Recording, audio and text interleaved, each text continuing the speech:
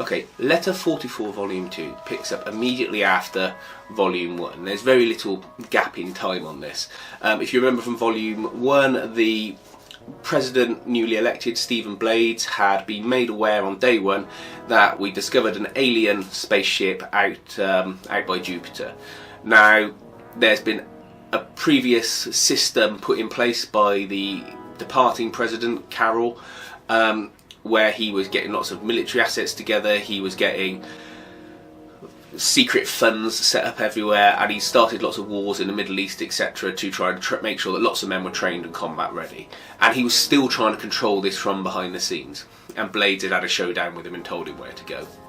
And the final act of Blades in this series was that he was going to try and end all the wars so they could focus on the extraterrestrial threat, and this resulted in all of the advanced technology being given out to the military.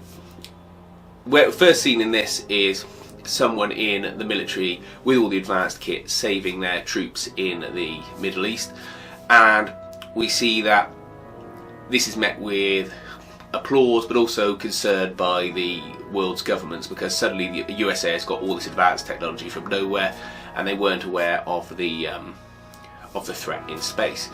And you also see Carol in the background striking a deal with a woman with a foreign name. It's not explained who she is at that point. Shortly thereafter, a nuclear bomb goes off at the Middle Eastern base where the advanced technology is kept and destroys the majority of the stock. It transpires that Carol was plotting with the German Chancellor, who's effectively Angela Merkel, to wipe out America's advantage. And it's not lost on anyone that obviously this is Germany starting what could be another war, or at least being in the forefront of some sort of retaliation. And then Blades comes clean to the world at the end of the book about the existence of the extraterrestrial life, and we're left to wait in Volume 3 to see how that is reacted to. It would seem that Carroll is having everyone play into his hands, and that he says that he's expected Blaze to take these steps. Whether or not he's just trying to save face, we gotta wait and see. That's the crux of the Earthbound side of this book, and it's really good. There's lots of political manoeuvring. There's a little bit of a side plot with Blade's wife taking some action that may seem inappropriate, but ultimately she would see as in the greater good. There's action in space that sees developments where the space crew actually ends up meeting the builders, the alien race, although communication's a little bit stifled at this point. And I think in the next volume you'll see more communication and explanation as to what's going on. But the important thing is that whilst they built a giant weapon in space, they seem to be benevolent at this point. This is just really well written sci-fi fiction. It works really well. The art style's great, and the plotting's great. There's a lot of text, but it's really well written text that makes you happy to read it. And I ripped through this volume. It's 160 pages in length, and it's really well presented.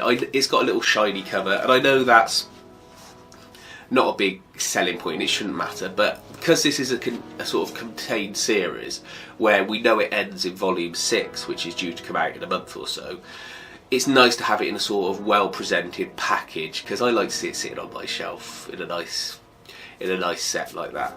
It's slightly more expensive than normal graphic novels. I mean, this one's $12.99 if you buy it on somewhere like Amazon, but the recommended retail price generally is about $17.99, so I'm not quite sure whether or not it will get to the right audience. I mean, you could shop around and get it for less, and obviously you could get it on digital format, which is just as fine to read, but I quite like having these sort of contained series in